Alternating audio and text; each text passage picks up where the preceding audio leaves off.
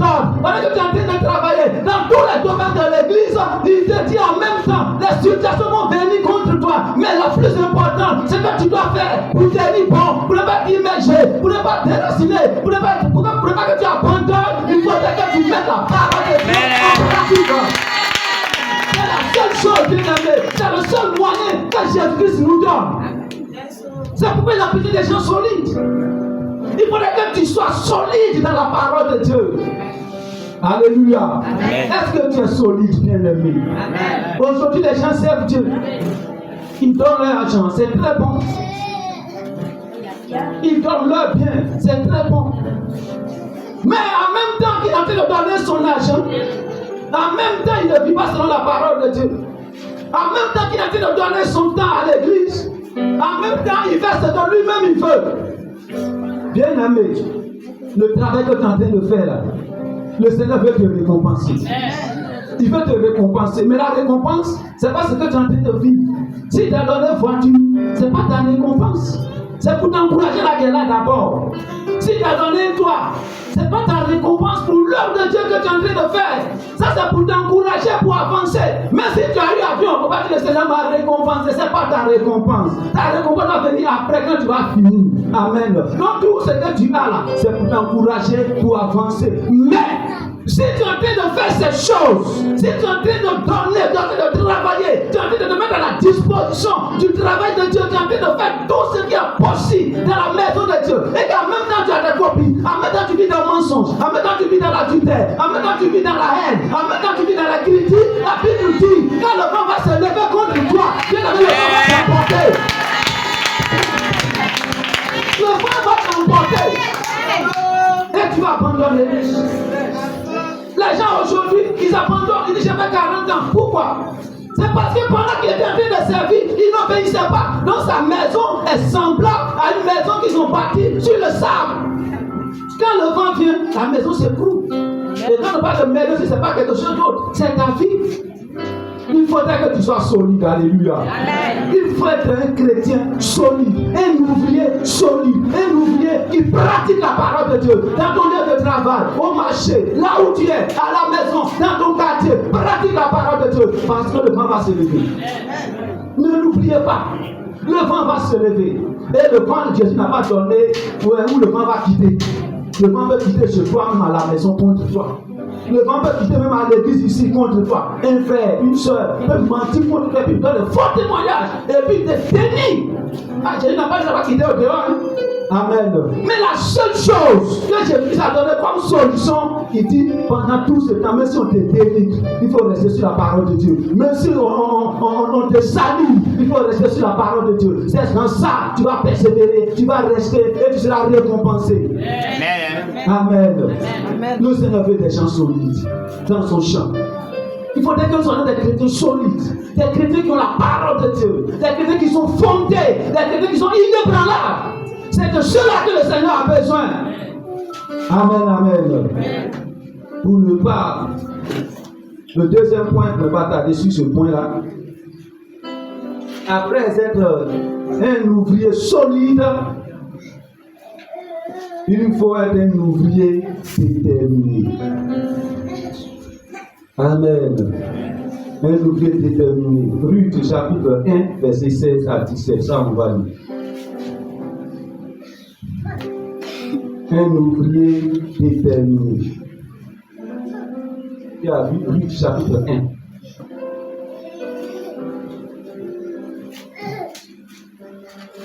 Faites un peu vite, s'il vous plaît. Ruth chapitre 1.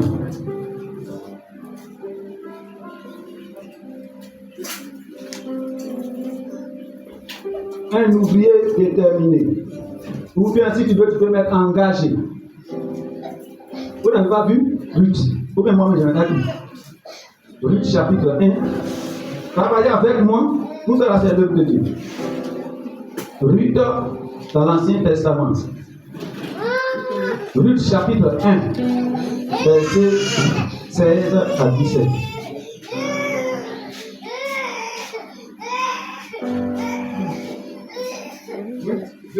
Ruth 1.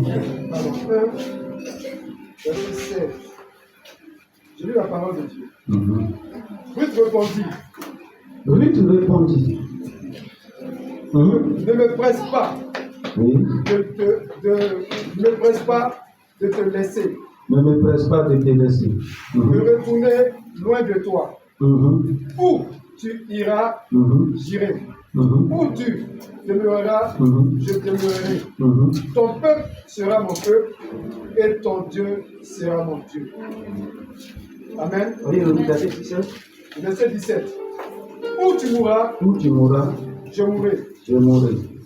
Et j'irai et je serai enterré. Que l'Éternel me traite dans toute sa rigueur, si autre chose que la mort vienne à me séparer de toi. Alléluia. Amen. Ici, bien aimé, nous connaissons tout ce témoignage.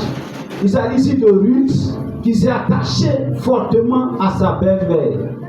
Sa belle-mère, qui vient de la maison de Bethléem, il vient de Bethléem surtout, la maison de Dieu. Et quand il y a eu la famille, son mari a pris sa femme et ses 2 enfants pour fuir, pour aller habiter dans le pays de Moab. Ils ont passé des temps là-bas et le monsieur, Elimelech, est mort. Après, ses 2 enfants sont morts. Mais avant leur mort, ils se sont mariés avec les Moabites, Orpa et Ruth.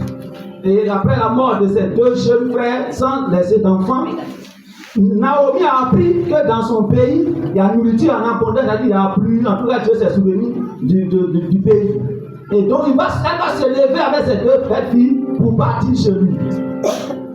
Et lorsqu'elle voulait se lever maintenant pour partir, les 2 pères lui disent, bon, belle-mère, on va t'accompagner, on va aller avec toi, puisqu'on était mariés à tes enfants, voilà, on va t'accompagner.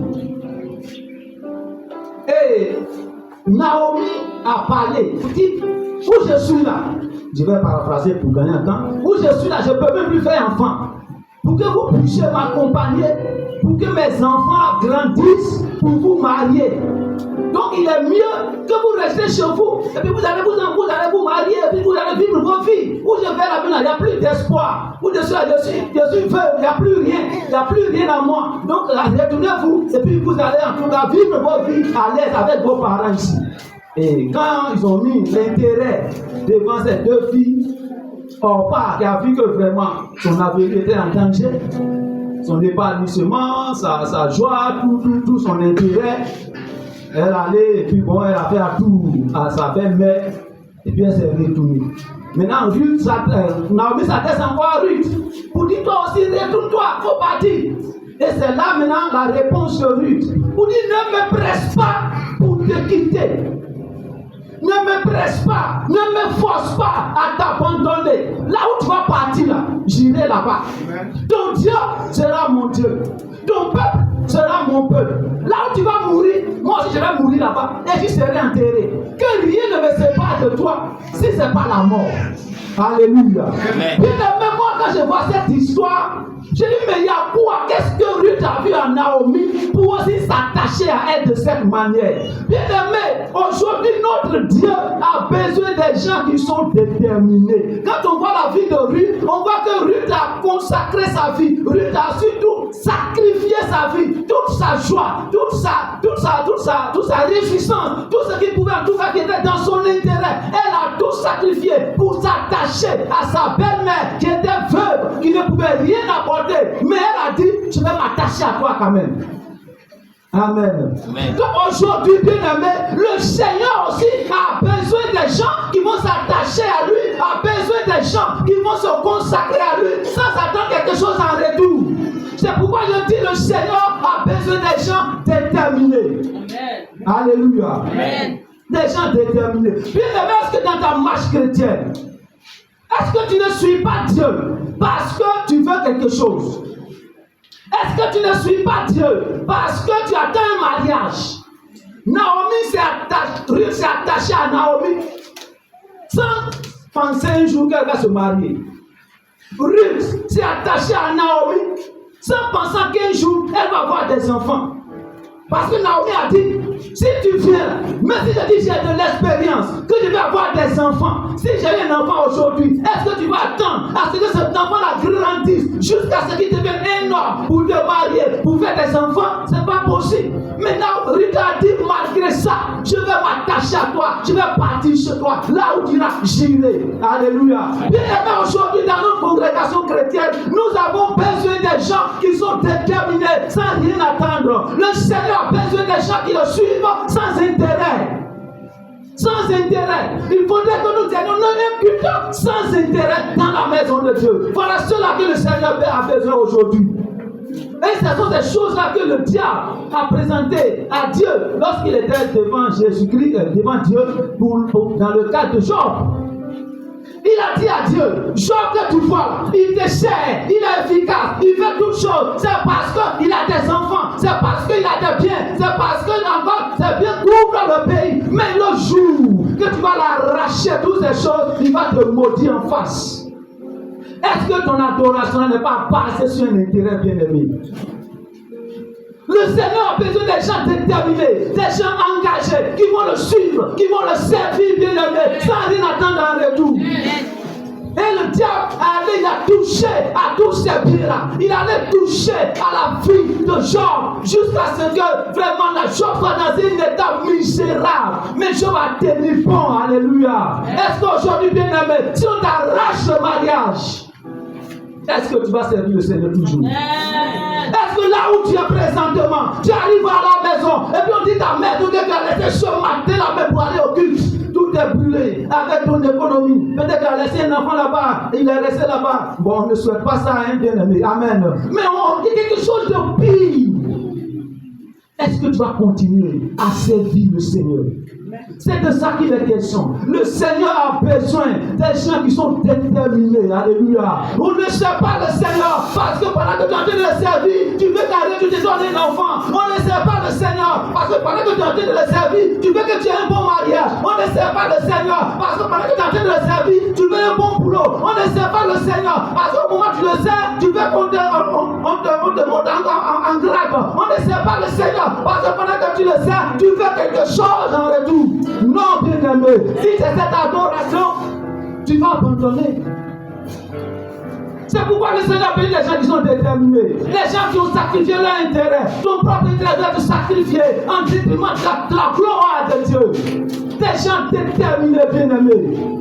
Alléluia. Il faut être déterminé dans ta marche chrétienne. Il faut être déterminé dans les choses que tu fais dans la maison de Dieu, sans rien attendre en retour. Le Seigneur veut des gens déterminés, bien-aimés.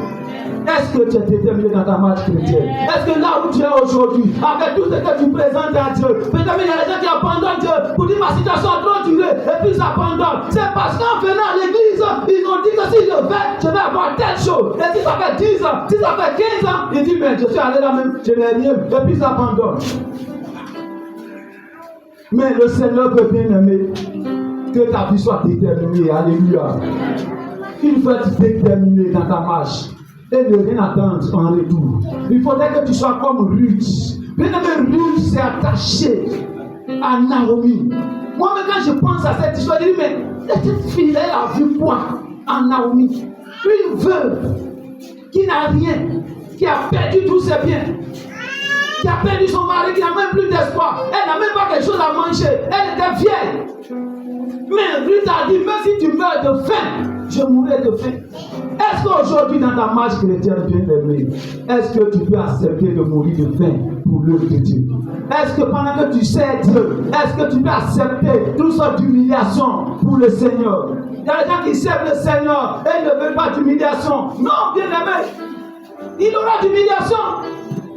Et c'est ça de prière que nous consacrons souvent. Parce qu'il donne sa dîme.